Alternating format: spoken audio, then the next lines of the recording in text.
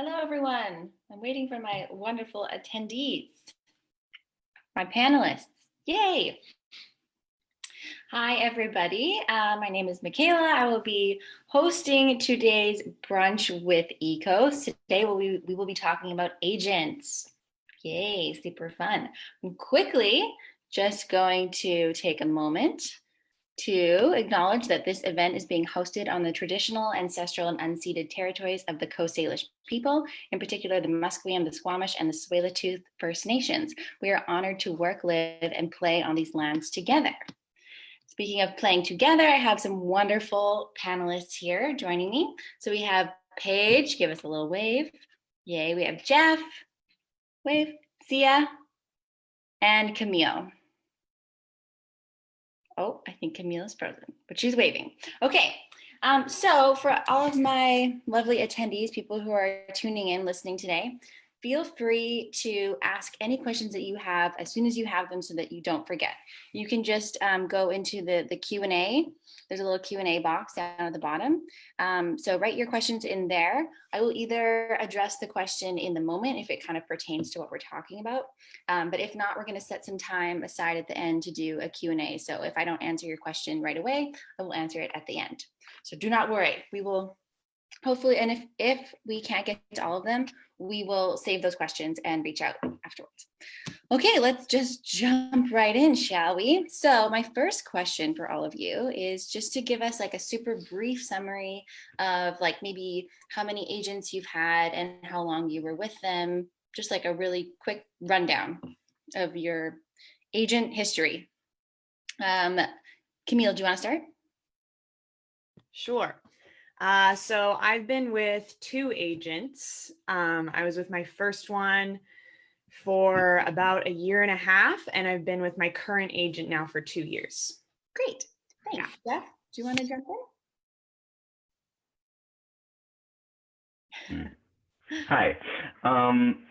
Yeah, I'm Jeff. I grew up and went to school in Calgary and started with Kirk Talent in Calgary. It was one of like the 2 agencies there. This was 20 years ago. And and then I moved to Vancouver and I got in with Kirk Talent there and had an amazing agent, Kim Edwards, for about 10 years. And then left, signed with someone else, went back with Kim. And now for the last 3 years, I've been with Claire Myers at Trisco, and Claire is amazing. Right on. Sia? Hey, okay. Vancouver, like 2, LA, 5. Okay. Hey. Hi, I'm Paige. I'm here to be someone who's had 1 agent. I had an agent for about 1 year and I don't anymore. And so I'm here to give that perspective of someone who works in theater and self-represents themselves. Right on. Okay, so my next question is, what was your experience like signing with your very first agent? So sort of like what did you consider? What were the things that you thought about when deciding to sign with your first agent? And then just what was that experience like for you? Let's just do the same order. Camille, do you want to jump in? Sure, yeah. My experience was very rushed. I came out of theater school and a lot of my classmates had agents already and they were going out for auditions. And I felt like there was something wrong that I wasn't on that same track. So, and I didn't get a lot of interest right out of theater school from agencies. So the first agent that approached me and that was excited about me, I was like, great, let's do it. Like, whatever, please. So it felt very rushed. It didn't feel very thoughtful.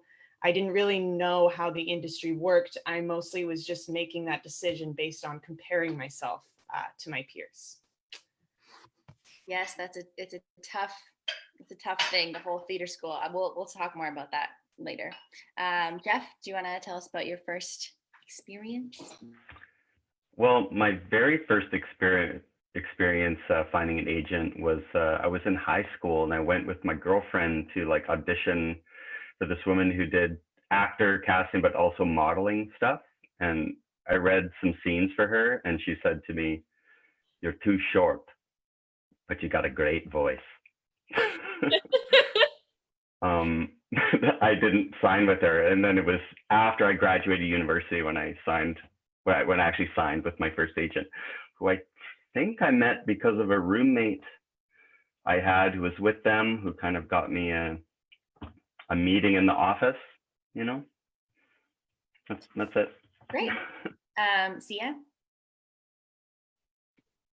So when I lived in Vancouver for 4 months prior to moving to LA, I'm very eager. So I was just like, okay, so what do I have to do? I have to get that. Okay, so let's go get an agent. So I literally got an agent while I was doing my first course in Vancouver. And then after that, I was like, oh, I'm going to LA. Bye. Thank you. So that was it. It was very much so like how you said, Camille, very much so like, okay, I got to make sure I get this. And it was just like, oh, yeah, you look like me. You're interested. I'm going to take it. I'm still in school, but you like me for some reason. So that was my experience. Great. Paige? I've never heard this story before. Yes, you know this one. Yeah, I think I echo a lot of kind of what's been said. Like I was in theater school as I was getting ready to graduate. Someone approached me and I was like, okay, so you graduate theater school, you get an agent, and then you work forever. I was like, that's the perfect plan. And I wasn't really in a place to like reflect on what I needed out of an agent and agentee client, an agent and client relationship, what I wanted out of that and how I wanted that to serve me going forward. And also I wasn't totally sure of what I wanted to do other than like, I think this is what you're supposed to do. Yeah, so it was, you know, lovely person. But for me, even in that meeting, I was kind of like, yeah, I'd like to have an agent, more to have an agent rather than knowing what I needed and wanted out of my career at that point. Yeah, totally. I feel like it's a reciprocal relationship. And I feel like, especially when you're young, it's hard to remember that. And you feel like, oh, you like me, that means I'm going to sign with you or whatever. So I guess my next question is, so going from where you were when you signed with your very first agent, what were some of the things that you learned about what you needed, or if you left an agency for whatever reason, like maybe can you talk to some of those reasons why that relationship didn't work? And basically from the time you signed with your first agent, what your experience was to the point now where you are with your current agent, who I'm hoping you're all very happy with. Camille. Yeah, well, my first agency, they had like over 100 clients or something. So I barely spoke to them. I got 3 auditions over the course of a year, and 2 of those were self-tapes. And then they told me I was too unique looking to get in the room. And I felt like they didn't really know me as a person. And I felt like we didn't really connect as people. And then with my current agent, it's like night and day. Like we have a similar sense of humor. She like gets me. She's an artist. I really, really respect her as a person. She has a much smaller roster. And she really pushes for the small amount of people she has. So I think the main difference I learned was being seen as a person from my agent, not just as like a number, as a face, as a real person. And also, smaller rosters, because then I just feel like I get more time and attention. Yeah, that's awesome. Thanks, Camille. Jeff, do you want to jump in? Yeah, sure. Yeah, it's a great question. I guess something it brought up for me is like I moved to Vancouver in my early 20s, just finished theater school, was starting to work. And at that time, like the idea of going to take like a film class, like, you know, I kind of looked around some stuff, but I was like, I've done my training, right?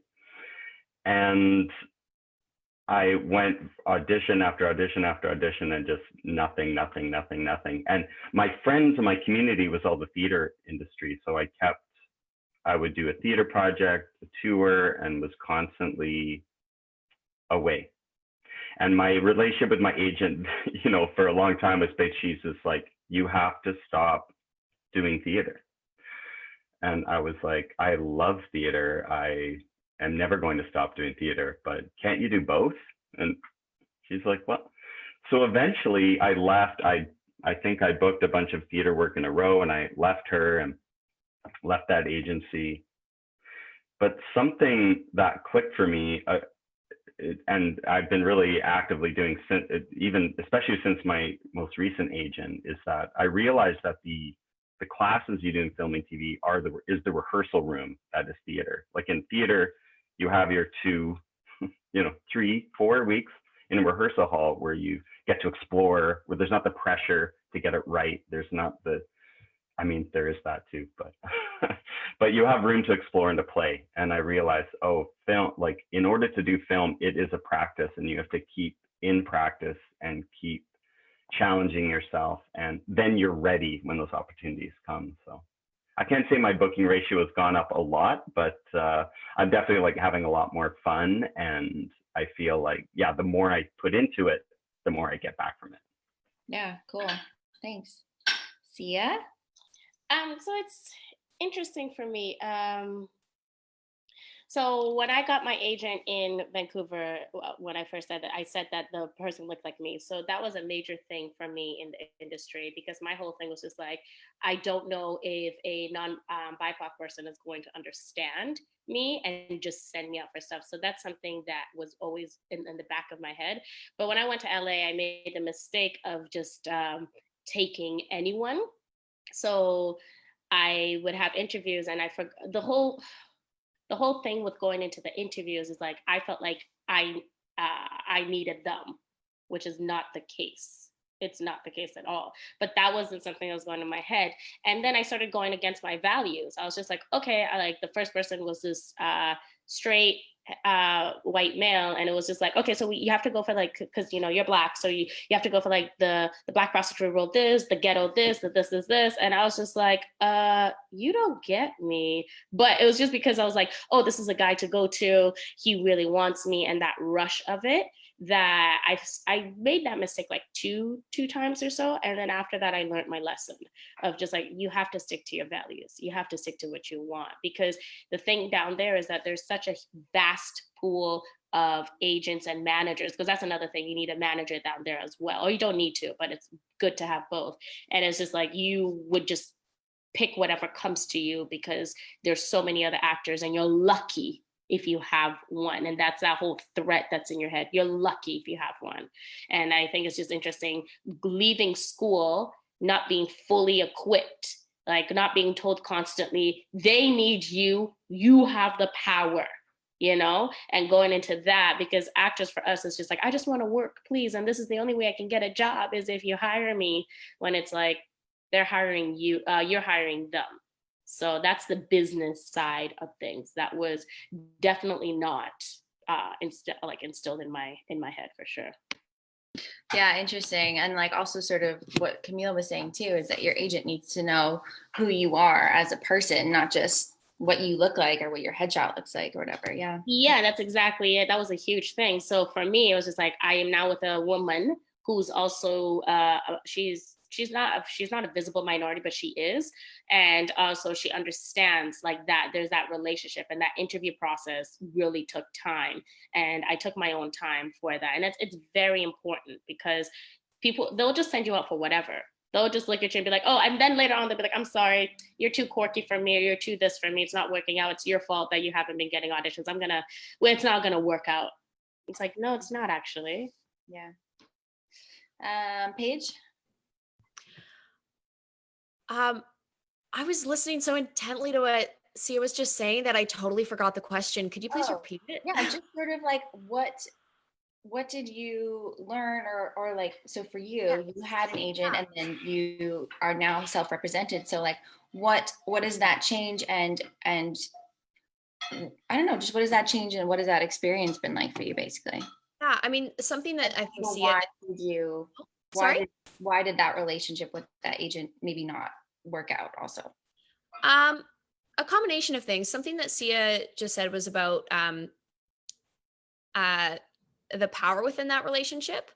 And I think within something I learned over the just under a year that I was signed with my agent out of theater school was that I first needed to figure out what I wanted to do.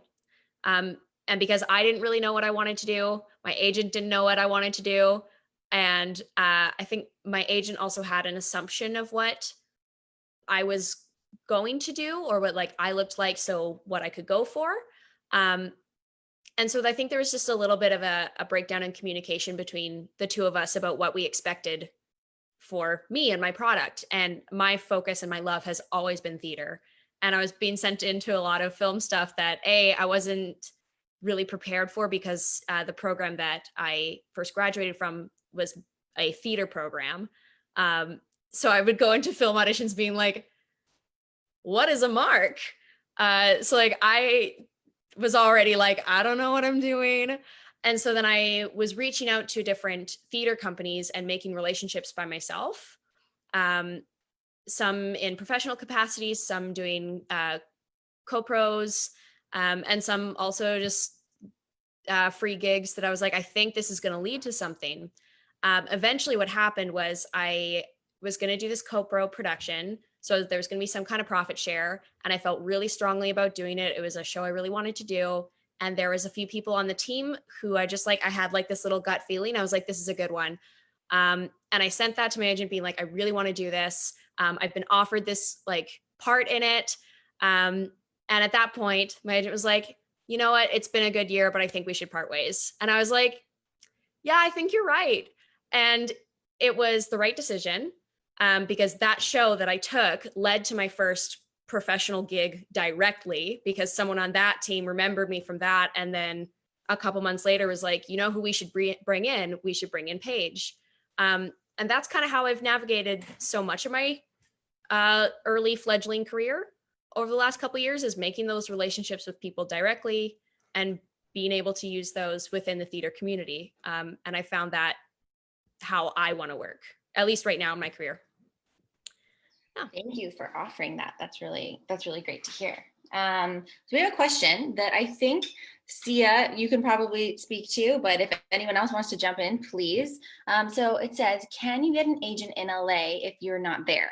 And why would you need an agent there as well as one here in Vancouver? Like, do you think it would be beneficial to have an agent in both cities, I guess? Okay.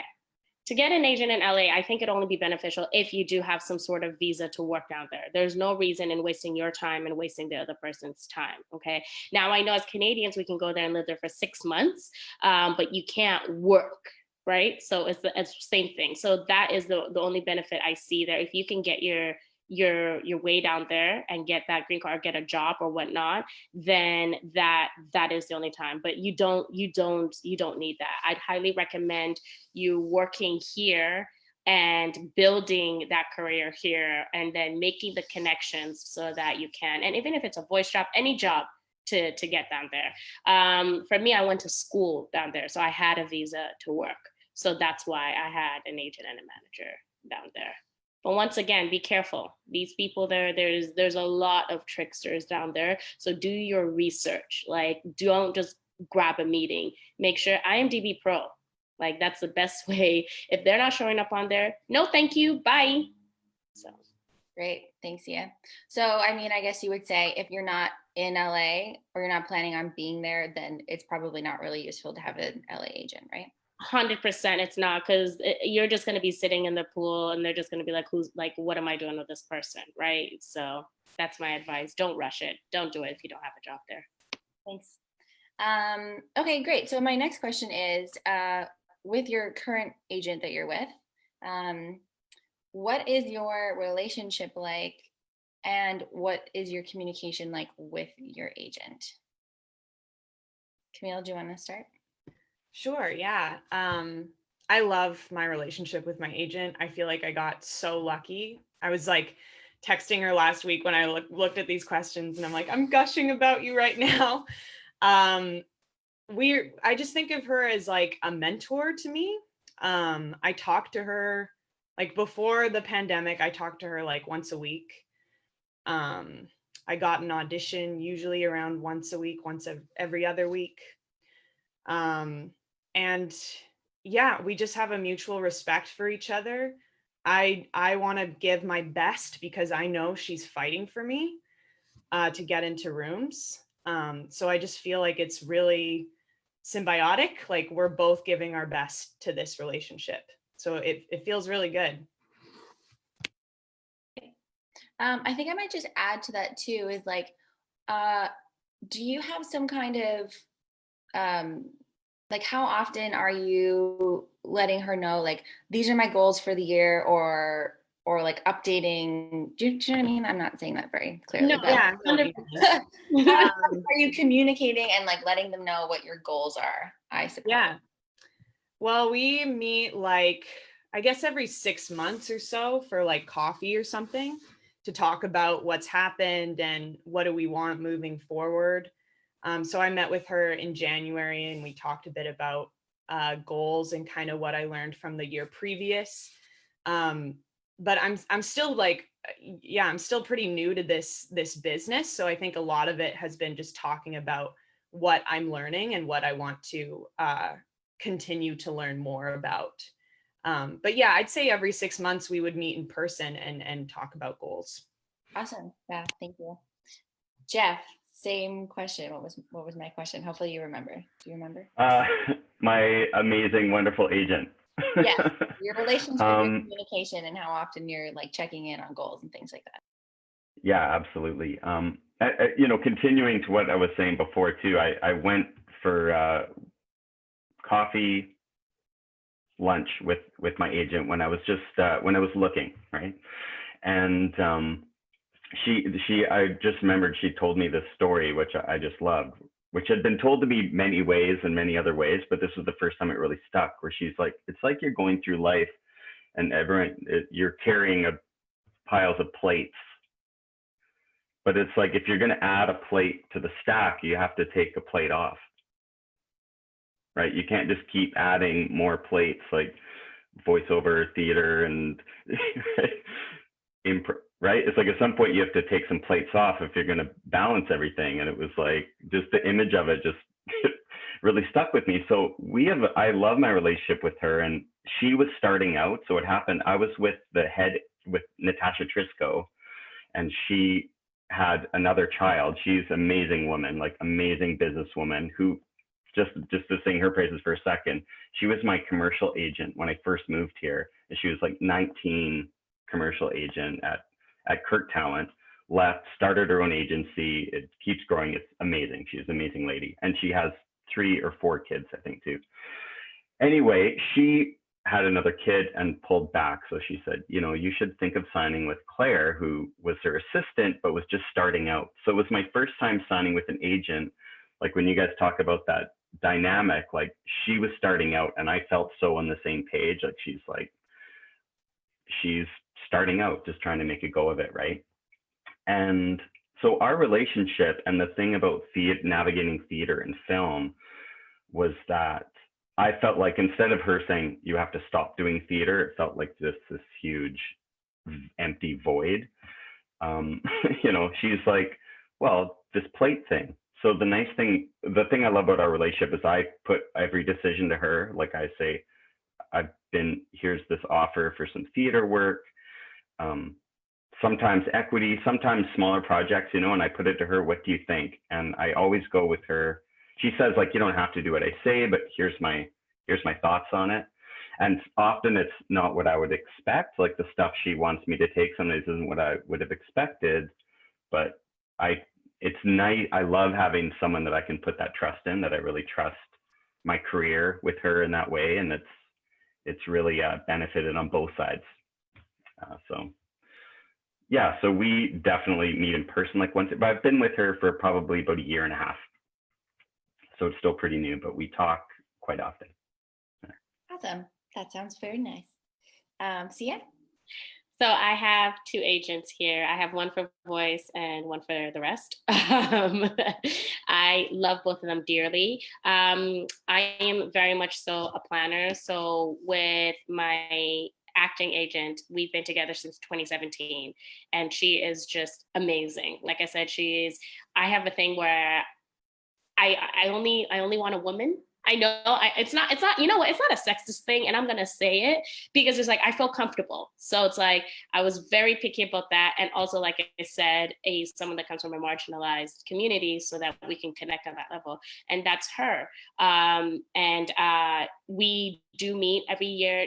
Every 6 months we have our goals. We text each other. We're literally like this. And it's really great because our conversations start off with, okay, we're going to start with the business side of our friendship, and then we're going to go into our relationship. That's how we start all of our conversations, so that we know this is a business conversation, this is a relationship conversation.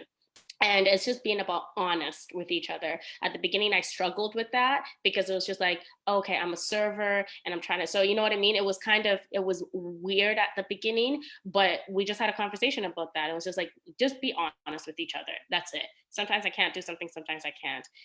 Sometimes I can. And then when I got pregnant, instead of her letting me go, it was great. She literally just wrote to people, be like, Sia's going through a life issue right now. Like, she can't commit to this, so we'll get back to you. And then, like, after having the baby, like, she's like, let's hold off still. And then it was just like, okay, Sia's now ready. Here's her stuff. Here's headshots that she got taken, like all that stuff. And it was just like how she communicated that was just amazing, because I've heard horror stories with women being like, yeah, I got pregnant and had babies, and it was just like such a struggle. And she really, we've had some rough times, and don't get me wrong, it hasn't been a smooth relationship, but it's been a great one. And so that's that. And then I have my voice agent, where it's strictly business. Like, her and our relationship is just like, here's a business, here's what we're gonna do, hi, bye. Like, that's it. So it's just having these two different relationships where it's just like, okay, but they work for me. And it was just because I laid my cards on the table, and that was basically how that is. And yeah, we're very much so on like, how can we move forward and work on this? And it's really tricky with my other agent. Like, I told her, I don't want to work for Hallmark because of how with every, oh my God, can you guys hear me? I don't know what happened with my computer. I don't know if you could hear me, but we can hear you fine. yeah, okay, perfect. Yeah, and I told her, I was like, and that was a tough conversation we had to have because I'm like, that is more than half of my jobs, right? And I'm just like, right now, that's my ethic. And like, once again, we're gonna go through this patch because it's a business at the same time, but this is how I feel, right? Yeah, that's great. So Paige, I guess for you, as being self-represented, how do you like communicate to potential like job opportunities? How do you find that like that conversation and that communication? And then like, what is your sort of check-in with yourself to make sure that you're like meeting your own kind of goals? Does that make sense? How do I, my own agent, take myself out for my own coffee? Yeah, totally. I think kind of like two parts of that. I think I think when you have an agent, you have to continue that dialogue with yourself. When postings come out, when job opportunities come up after an audition, I'm generally checking in with myself, whether it's something I want to do, how I feel I did, which are conversations I believe you have with agents or can. I find when I'm contacting someone directly about a show that I'd like to be seen for and that I think I'd be good for, I think I just approach it honestly, like, hi, my name is Paige, I think I'd be good for this, without trying to, there's like this fine line between trying to sell yourself and like putting on a production number in an email. And I try to be that like kind of professional, respectful line, not write anything too huge if I'm submitting myself.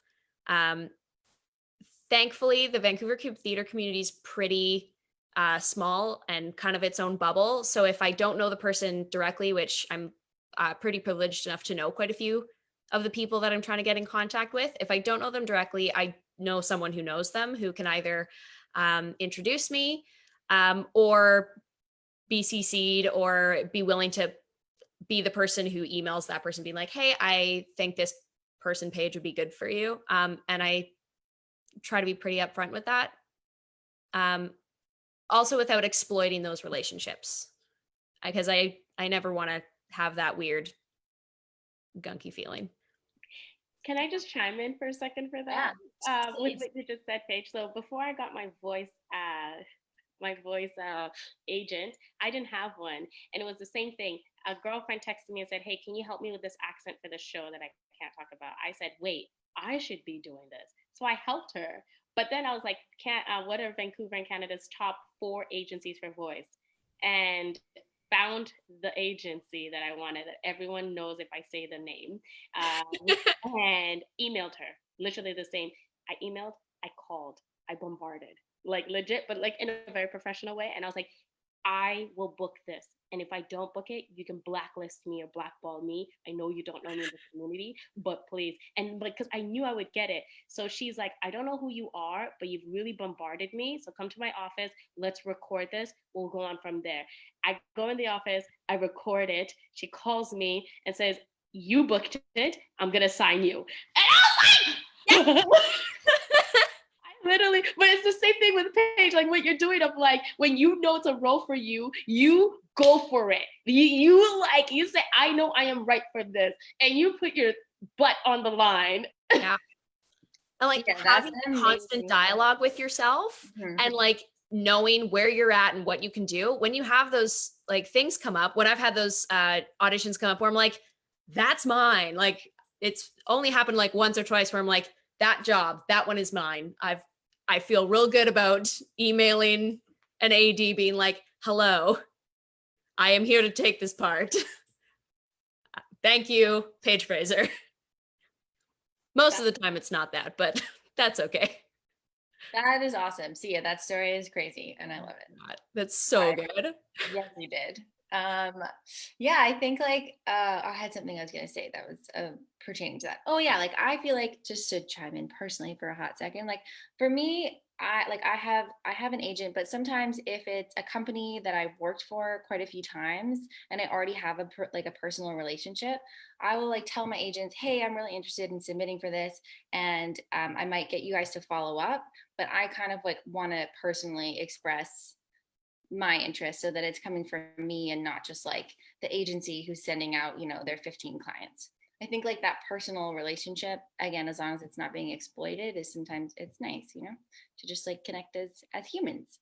And then there was a question that was asked that Jeff, thank you for answering, but I want to just like flesh out a little bit more, maybe we can see if other people have some other opinions. So the question is, how do you balance an agent while being in film and theater? Which we already sort of talked about a little bit. Jeff talked about that.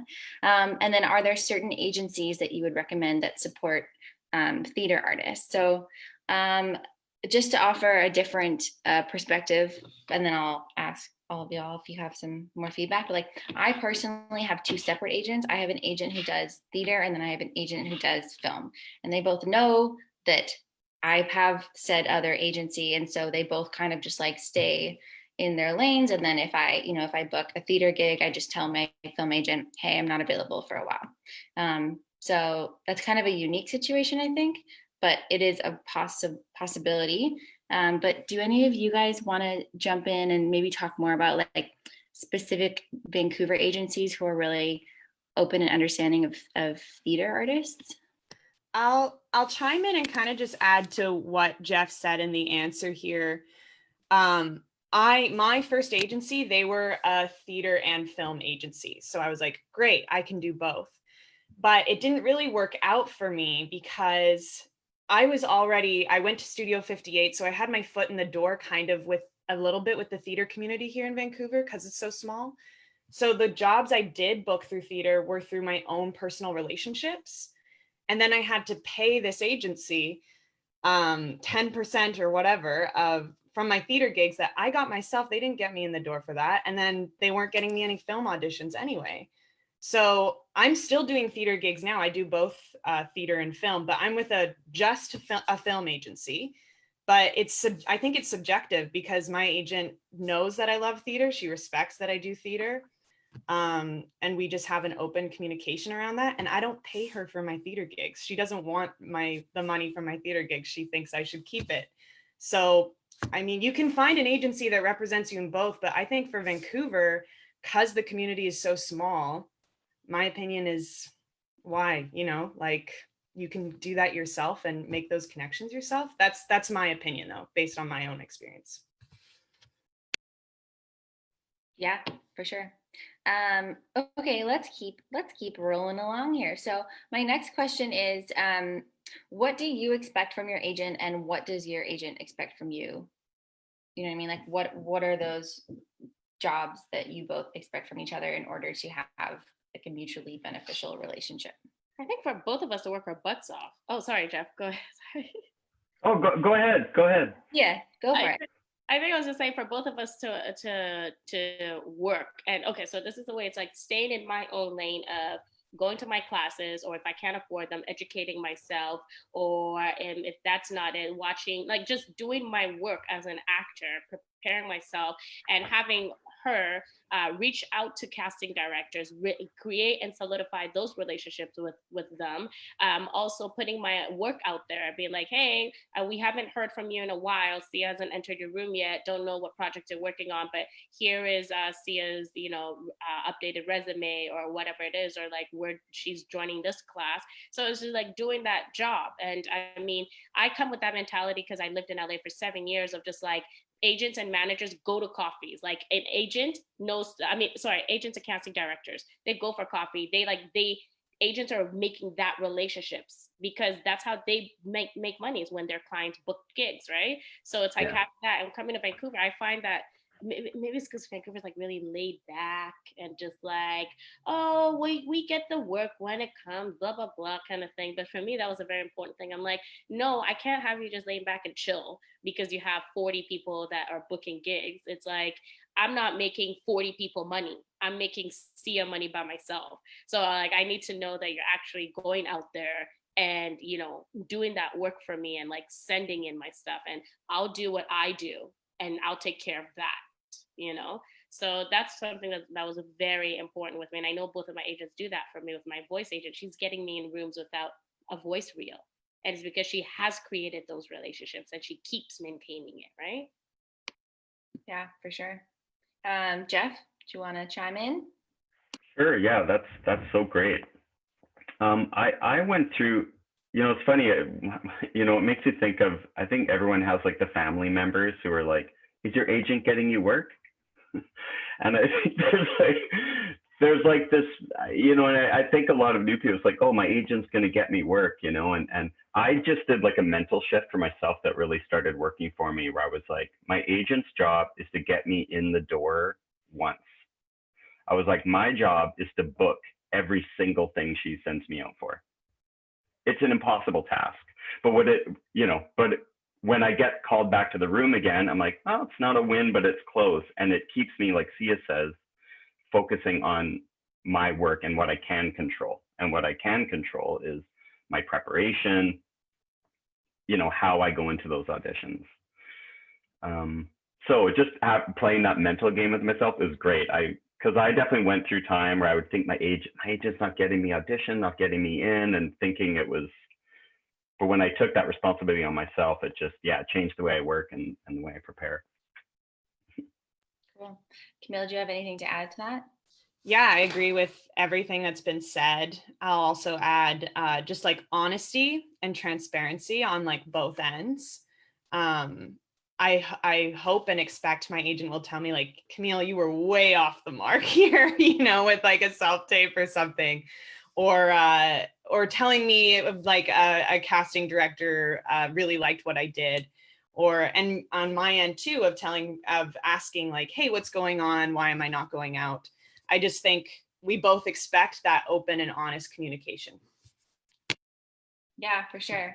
I think it's like little things on our end too, like making sure that if you get an audition that you confirm it, and that you show up on time, and that you have your headshot and your resume with you, and like that when they send you out, I mean, this is what Jeff said, but when they send you out to the audition, that you go and you put your best foot forward. because once they get you the audition, that's everything else is kind of on you. And then that will maybe dictate whether or not you get another audition, right? So it's definitely a two-way street. Paige, do you have anything that you would like to add in this moment to this conversation? Great. Not for this. Perfect. But thank you so much. And like, yeah, Jeff? Oh, I just one little thing I wanted to share, which was just another little tip from years ago that something Paige said reminded me about the theater auditions. And this is Mickey Monsell, who was an incredible theater actor teacher who was in Vancouver, passed away like about 10 years ago, but she was an amazing teacher. And advice she gave to me once about auditions, which I've loved ever since, she says, general auditions, right? Because she was like, young actors go to the general and it's like, I'll do anything, like I'll do anything, like, and right, I just want a job, I just want to be hired. And she said to me, she goes, general is for them. General is because they can't get to know every person. So they're like, here's a general call for general things. She's like, don't you be general. So she was like, when you go into that general audition, know the company, read all the plays they're doing, go in and be like, there's one part in one play I'm really interested in. Like you say, I think that's my part, like that I can play, and be specific in what you come into the room with. So I just wanted to share that because it was great advice, really helped me, and just to shout out Mickey Monsell, who was amazing. Yeah, thank you. And I think it's the same for film and TV. You know, if you're going in for a show that's been filming in Vancouver for 6 years, like maybe tune into an episode of that show to get the general vibe of what's going on. Again, that's just part of our job. 150, girl, you are right. 150%. You need to watch that episode, watch the cadence, learn about, and if it's a show you don't know, go and find the casting, go and find the producer, because that producer has made another show that's in town, because these people love their tax breaks, okay? And they will have 5 shows at the same time here. So you can watch that cadence and know that this person is not going to switch from horror to like, ha ha ha, funny jokes. No, they're going to stick to that, what they like. So yeah. 150%. Yeah, you're only helping yourself out by doing that, right? And then that's going to strengthen, hopefully, your relationship with your agent and all the good things. But these are a lot of things that we can be doing on our end, regardless of if you are represented or not represented or whatever it is. It's just like, as the actor, these are the things that are important for us to keep in mind. And if I could add too, also I think too, like when you go and watch those shows, to also be honest with yourself. If you're really like, I don't like this, then it's also okay to say no and be like, I don't want to, so also to be honest with yourself about what kind of work you want to do. Yeah, exactly what Sia was saying about thinking about your values and what's important to you. And I think sometimes we need to have those conversations like privately with ourselves, either like before we sign with an agency or just like separate from our agent, so that we're not being influenced by all of the other things. Like you just, again, to be honest with yourself, I think is important. Okay, so I'm going to jump into another question here, sort of like our final prepared question, and then we'll maybe kind of throw it out to like a Q&A. So if you're listening and you have any questions that you have been saving, now is the time to ask them. But it's a biggie. But what advice would you give to not necessarily emerging artists, but just artists who are either thinking about signing with their first agent, or maybe deciding to not sign with an agent, or switching agencies? Just like, what advice would you give to kind of anybody in light of just agents?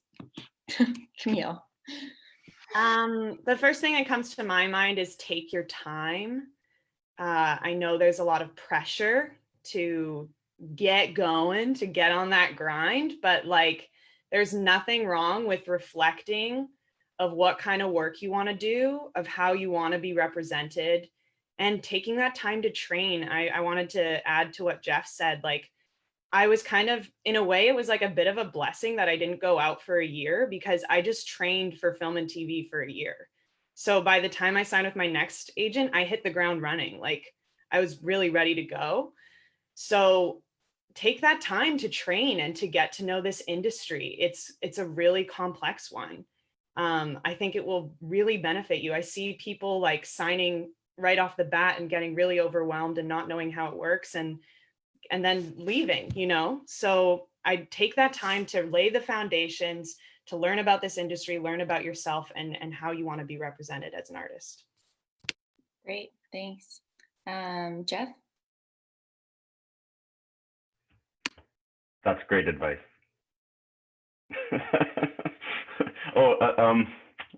I don't know if I have anything to add to it at this yet.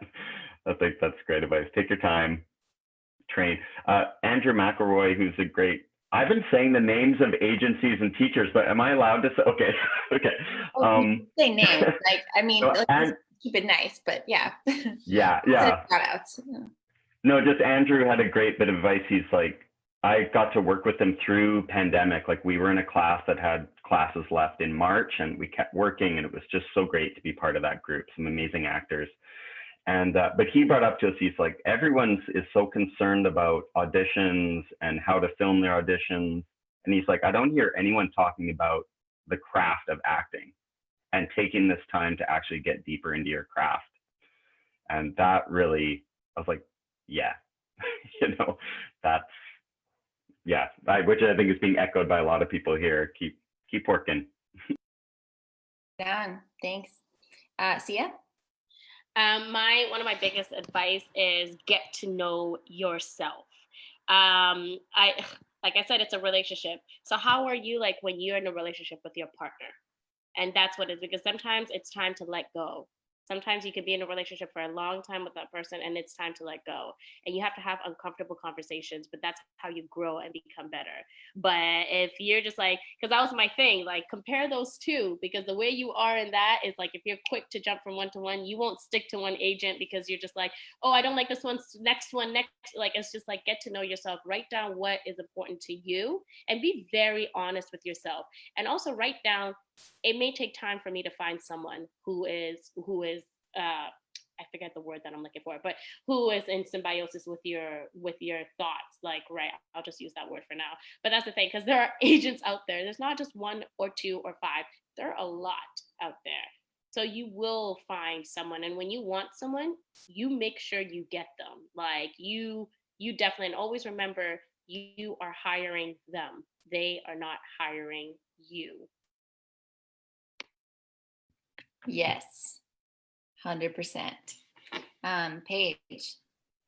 I feel like everyone's like hit the points that I was thinking of saying. Have those conversations with yourself so that you can be in conversation with someone else over not just your career, but the thing that you love doing, that is that little spark and magical thing that we all have. That's a really important thing to trust someone else with. And so understanding what that is to you, so that you can have that kind of relationship with someone. And if it's not the right time, it's not the right time, and that's okay. Mm-hmm. Yeah, I think like we kind of talked a little bit about coming out of theater school. Like, I think in that moment, it feels like the most important thing. And then, you know, your other classmates are getting people to reach out, or reaching out to your other classmates. And it makes you feel like, oh, I'm not as talented, or I'm not going to work. And I think, yeah, just to sort of reiterate what other people are saying, that is not the case. Take your time, and just try not to compare, you know, in this industry. It's hard, but I also think it's really important to go into your meeting with agents having like written down the things that are important to you, and then don't be afraid to communicate that to the person that you're having the conversation with. Like, I know it's like I want them to like me, and so you want to say yes to everything, but I think it's just important, especially in that first conversation, to be really real and honest about what you really want to go out for and what you want your career to be. Because at the end of the day, it is your career. Mm-hmm. And they're very lucky to have you. Mm-hmm. Yep. Mm-hmm. If you don't stand for one thing, you'll fall for everything. That's exactly what it is with that. So we're gonna have a lot of opinions on this one. So we have a question. It says, my agent told me I had to change my hair because no one would book a brown girl with platinum blonde hair. Does that happen a lot? Is this normal for an agent to give you that kind of feedback? And do you have to listen to it? Because I've heard that in the beginning of career, you don't really get to choose your look. I mean, like my initial feeling is just like you are yourself, and your agent should be on your side. And I don't think that your agent should be telling you to change your look. Personally, that would be my feeling, because it's you, and you're like, that's the best thing that you can possibly sell, is just uniquely whoever you are. So does anyone else want to chime in on that? Yeah, I can speak from my own experience. My first agents, they said, yeah, I was too unique looking, and my short hair made it really hard for me to like go out for parts and stuff. But I think whatever makes you feel the most you, like the most empowered. Because when I have long hair, I don't feel like me. And when I feel confident looking like this. And that shows up in your performance. Like all of that, how you feel about yourself will show up. So if that makes you feel the most empowered and your agent doesn't get that, then your agent is not for you. They're not empowering you as a performer and as an artist and as a person. Yes, girl, that is so true. I 100% agree with what you've said, with what Makayla has said. It's like, so now there's the business side of things, right? So just remember that. So I can speak for me as a Black woman. I know that there was a trend when Lupita won. It was like, okay, we want dark Black girls now, and it was just like all the auditions were like darker skinned Black girls. And then there's a trend now of like Black women having short hair. There's always going to be a trend. So when you know who you are, like my what beautiful friends have said here, when you know who you are and you stick to it, just remember also that if that's not what the industry is looking for, you may not be going out a lot, but your agent needs to support you. So that's a different correlation with that. Just be prepared for that. But at the same time, it's like, you don't need to change. Like, I'm not going to go and darken my skin because darker girls are in, or will try and lighten my. I'm not going to do that. I'm just going to sit and wait and know that the industry is going to come back to me and which is me, which is what they want. You know what I mean? So it's a platinum girl that's brown. That's going to happen. And you're going to go in there and make them want it. Totally. Yeah. I think, like, again, you are so valuable as like yourself, and Sia said this in an earlier panel. A lot of times they don't necessarily know what they want until you walk in, and then they're like, oh, I want her because she's confident and I love her look. And yeah, I wouldn't pay too much mind to that. And if your agent can't understand that that's who you are, I don't know. That's the conversation to have for sure. Okay, we have another question. So an agency often has a number of agents working out of the same office. How do you find an agent within the larger agency who is the right fit for you? Do you have an interview with more than one of the agents at that agency, and is it possible to move to different agencies or to different agents within the agency? Does anyone have more knowledge than I do about that? So with this, oh, go ahead, Jeff. I've talked to. No, please do. With this, what I was going to say was IMDb Pro. Okay, I know I always say this. Oh, yeah. Yeah, this is why I say this, because it's like, so for me, when I looked at this agency for my voice thing, and I was like, oh, I need to go back. I went and looked at IMDb Pro, and I was like, who are all these agents? And I looked at the roster, and I literally wrote down, they have 5 Black men, 2 white women, like literally did all of that work so that I could be like, okay, who do I think or feel like I would fit in? What work has their clients done that I'm interested in, that I can see like, okay, I can see myself with this person. And that's because it's really tricky, because you can't call the agent and be like, okay, let me talk to this person. Okay, let me talk to that person. You know, it's not a McDonald's shop where you're going to pick which Big Mac you want, right? So it's just like, yeah, being very tactful in that way, if that makes any sense. Mm-hmm. Yeah, sure.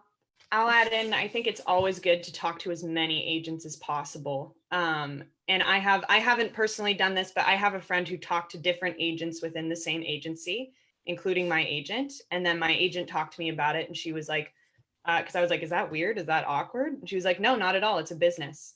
So I don't think anyone's going to take it personally if you switch. It's a business. It's not a personal thing. It's work. So do what you have to do to be best represented. For sure. And like any relationship that you have, it's not a bad thing if the relationship isn't working. It's just not working. And so maybe there's a better fit somewhere else. And I would say, like, as long as you approach everything that you do super professionally and really tactfully and are kind, then switching from one agent to another within the same agency, I don't think is an issue. Oh, that's 100% correct. 100%. When you're already in it, switching around is just letting everyone like be open about that. I think it's when the secrecy starts to happen that it's a weird thing. But yeah, 100% when you're in it already.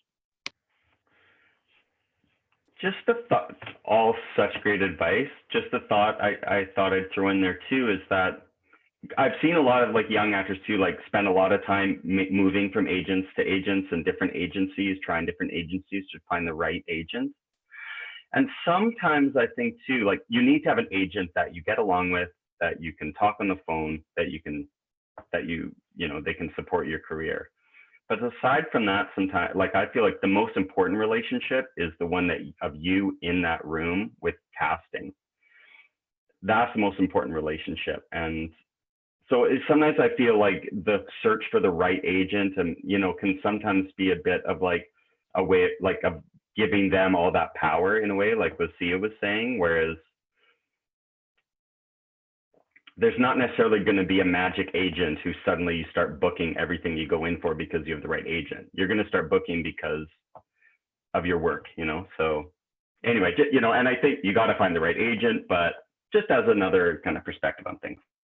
For sure. Yeah. I think like all the things that we've said, it's really important to have a relationship with your agent for them to know who you are as a person. But you can't always be going, oh, my agent's not getting me work. My agent's not getting me auditions. Like sometimes you got to turn the mirror around and be like, okay, am I holding up everything that I need to be doing on my end? Yeah. Okay. We have another question. How do you find out about theater auditions? Where are good resources for audition notices for theater in Vancouver? Paige, do you want to take this one away? Yeah, I mostly rely on if you go to Canadian Actors Equity Association website and sign up for the Equity e-Drive, which is you'll get lots of emails about being a part of Equity and different things that are happening within the union. But there's also a lot of auditions that come out via there. Right now with COVID, it's a bit of an odd time. Usually we'd have a lot more of those emails coming in, as I'm sure everyone knows. We'd probably have like 7 a day and you'd have to like skim through being like, okay, this one's in Saskatchewan, this one's in Toronto, this one's in Toronto, here's one in Vancouver. Right now they're a little bit less, but I think if you get signed up with there, you'll see them come in, especially as things are starting to open up and there's different avenues opening up. That I know a lot of people use Vancouver Actors Guide. I haven't been on there in a while, so I'm not sure what it does. I know sometimes there's paid gigs that are non-union, but generally if you want union gigs supported by Equity in some way, get on the e-Drive. Yeah, for sure. And you don't have to be an Equity member to sign up for the e-Drive. You can just sign up for it. It's free of charge. Paige? Oh, I had a separate point. Oh, okay. Leave your hand up. Yeah, it's free of charge. Just go on to everything Paige just said. Canadian Actors Equity Association. You can sign up for the e-Drive. You get all those emails. Also, go to the specific theater company websites. Especially, I find actually a little bit recently, a lot of places have been posting their auditions on their websites first. So if there's a company you want to work for, just make sure you're constantly tuning in and seeing if they have any updated auditions on there. Yeah, Paige? Related to that, if a company announces their season, most likely they are about to post a bunch of their auditions. So if they've just announced what their season is, you can find that contact information for if they also announce who their directors are and you have some kind of way to contact that director, if you are comfortable and can do that without being like, as we were talking about before, doing that honestly and without being, I don't know what the term is. Judicially. Don't usually. start spamming everybody. Don't start spamming everyone. But if you like have a good way to get in there in that way, there's also that.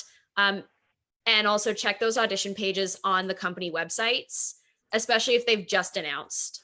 Because generally it's going to go there first. And then sometimes eDrive will be a little later. Sometimes eDrive gets it first. Yeah, just really keep up to date of what's happening in your community and what I got a text. What's going on in your community and what you want to be doing. Keep up to date with what's happening. Yeah, for sure.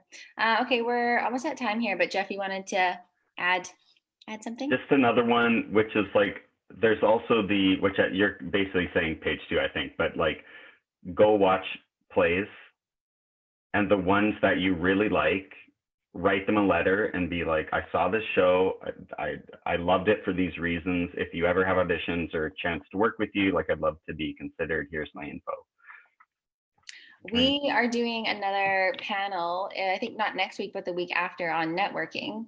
And so thank you, Jeff. You just segued perfectly into a plug.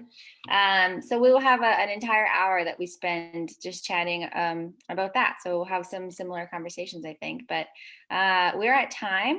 So I want to thank my lovely panelists for all of their insight and advice, and all of the wonderful attendees, and for all the lovely questions. And I hope everyone has a beautiful rest of their Tuesday. And we'll see you. Thank you, guys. We'll see you back here on Friday morning. We're doing a panel on improv that Jeff will actually be moderating. And Paige and Camille will also be on the panel. So we'll see you back Friday morning. Okay. Thanks, everyone. See you Friday morning. Thanks for the great questions. Thank you.